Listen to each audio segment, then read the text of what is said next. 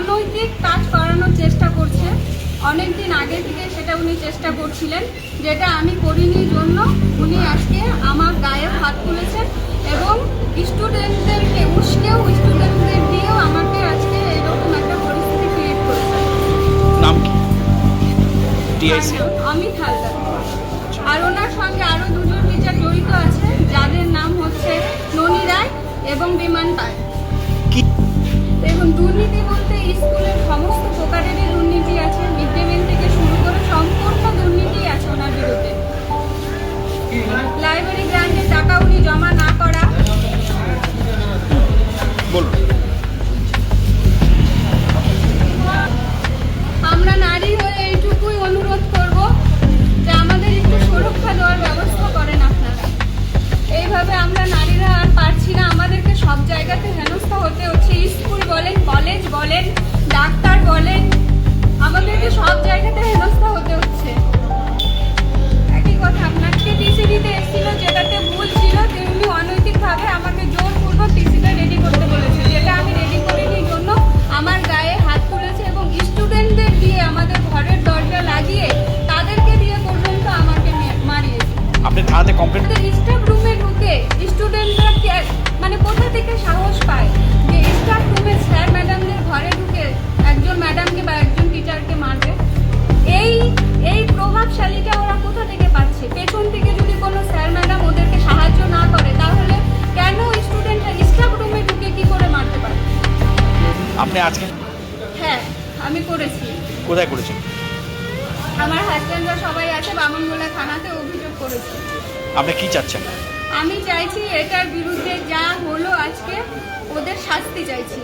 আর মুখ্যমন্ত্রীকে আমার একটাই অনুরোধ, আমাদের মতন যে নারীরা আছে তাদের সুরক্ষা করার ব্যবস্থা করুক, আর এদের মতন টিচাররা যারা আছে, যারা দুর্নীতি করেও বুক ফুলিয়ে ঘুরে বেড়াচ্ছে, তাদেরকে যেভাবেই হোক শাস্তি দেওয়া।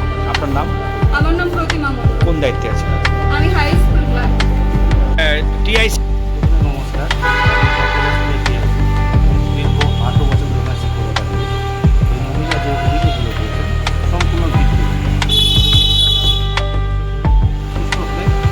চাকরি করেছি, বর্তমানে আমি 2 বছর ধরে টিআইসি দায়িত্বে আছি। উনি 1.5 বছর হলো চাকরিতে জয়েন করেছেন। উনি জয়েন করার পরে ক্লারিক্যাল কোনো কাজ ঠিকভাবে করেন না।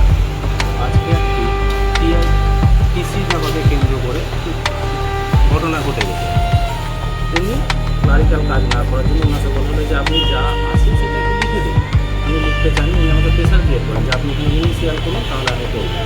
আমি বলি যে এটা আপনি আমাকে বলতে পারেন না, এটা আপনার কাজ নয়, আপনি এটা না করলে ছেড়ে দিন, আমি অন্য কাজ সংসারে করে দেবেন। উনি আমাকে একটা কথা গালিয়ে বাড়িঘরে চলে যান। তখন আমিও বলি ওনাকে যে কথা, সেই জন্য উনি ঘুরে এসে আমাকে একটা চর মেরে দেয়। তো আমি মান সম্মান নিয়ে তো আমি আমার চেয়ারে বসে পড়ি এবং বাইরে কী হয়েছে আমি কিন্তু কিচ্ছু জানি না। তারপরে কী ঘটনা ঘটেছে, তারপর পুলিশ আসে। পুলিশ আসার পর আমাদেরকে সেখান থেকে বার করে এবং আমাকে বলে আপনি মেডিকেলটা করেন। আমি বললাম একটা চর মেরেছে কিন্তু কী মেডিকেল করবো? তারপরে আমার কাছে স্টুডেন্টরা আসে, স্টুডেন্টরা বলে যে স্যার আমাদেরকেও মেরেছে, আমাকে গলায় আছড়ে দিয়েছে, আমার ওখানে 10-12 জন স্টুডেন্ট ছিল, তাদেরকে মার দিয়েছে। পুলিশ প্রশাসনের কথাতেই আমি কিন্তু ওনাদেরকে নিয়ে মধুপুর হাসপাতালে যাই যে মেডিকেলটা করানো হতো।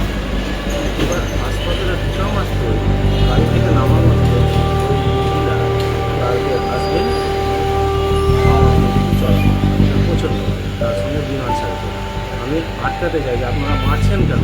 আমাদের কোনো কথা শোনা হয়নি। দিয়ে আমাকে রাস্তায় ফেলে দেওয়া হয়। তারপরে সেখান থেকে আমি উঠি, তারপরে বিমানবাবুকে প্রচণ্ডভাবে মারছিল, মণিবাবুকে চড়া হয়, এমনকি আমাদের ছাত্রছাত্রীকেও মারা, ছাত্রছাত্রীরা আত্মঘাত করছে, স্যার বাঁচান বাঁচান।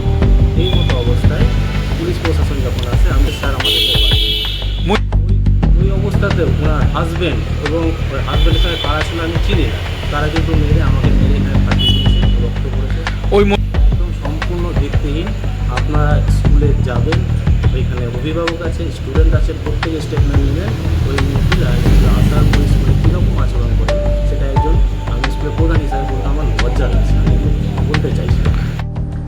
দেখুন, বামনগোলা জগদল হাই স্কুলের একটি মহিলা ক্লার্ককে সেই স্কুলের উঁচু শ্রেণী ক্লাসের ছেলে মেয়েদের দ্বারা তিনি লাঞ্ছিত হচ্ছেন এবং তাকে সেই ক্লার্কটিকে মারধর করা হচ্ছে। এই ভিডিওটা সোশ্যাল মিডিয়ায় পুরো ভাইরাল হয়ে গেছে, আমিও দেখেছি।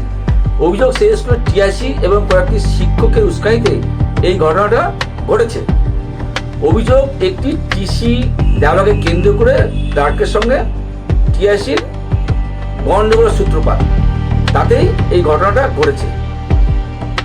সেই মহিলা ক্লার্কটির আরো অভিযোগ করেছেন যে এর আগেও সেই টিআইসির বিরুদ্ধে তিনি অভিযোগ করেছিলেন বাবুরগঞ্জ থানায়, কারণ সেই টিআইসি তাকে শ্লীলতাহানি সব নানা রকম কুপ্রস্তাবের সেই অভিযোগ নিয়ে অভিযোগটি তিনি বাবুরগঞ্জ থানায় করেছিলেন। পুলিশ তখন তদন্ত করেনি বা কোনো অ্যাকশন নেয়নি, এই অভিযোগটি মহিলা ক্লার্কটি করছে। আরও অভিযোগ, গ্রামবাসীদের অভিযোগ যে সেই স্কুলে মিড ডে মিল নিয়ে অনেক দুর্নীতি হয়েছে, সেই অভিযোগ তারা করছে। দেখুন, তারা তৃণমূল করুক আর কংগ্রেস করুক, যাই করুক, গ্রামের লোকরা বলছে তারা তৃণমূল করতে বলে স্কুলে অনেক অনিয়ম, অনেক দুর্নীতি তারা করেছে। সেই অভিযোগগুলো তদন্ত করা উচিত প্রশাসনের। তদন্ত করতে কাউকে বলেনি যে আপনি টিআইসি হয়ে বা হেডমাস্টার হয়ে যা খুশি তাই করবেন। সেই অভিযোগ তদন্ত করা উচিত এবং এর আগেও যে মহিলাটি বাবুরগঞ্জ থানায় অভিযোগ করেছেন তারও তদন্ত হওয়া উচিত। সাথে স্কুলের পঠন পাঠনের পরিবেশ ফিরিয়ে আনা উচিত, এটা প্রশাসনের দেখা উচিত, যাতে ছাত্রছাত্রীরা পড়াশোনা করতে পারে এবং স্কুলের পরিবেশটা সুন্দরভাবে তৈরি করতে পারে। এবং আমি চাই বা আমরা চাই পুলিশ এবং প্রশাসন পুরো তদন্ত করে আইন প্রক্রিয়ায় যারা দোষী তাদের বিরুদ্ধে কঠোর থেকে কঠোর ব্যবস্থা নিক। যেভাবে আমরা সোশ্যাল মিডিয়ায় দেখতে পেলাম একজন মহিলা ক্লার্ক যেভাবে সেখানকার টিআইসির তৃণমূল কংগ্রেসের দলবল নিয়ে যেভাবে মারধর করা হচ্ছে, আমরা ভারতীয় জনতা পার্টি ধিক্কার জানাই।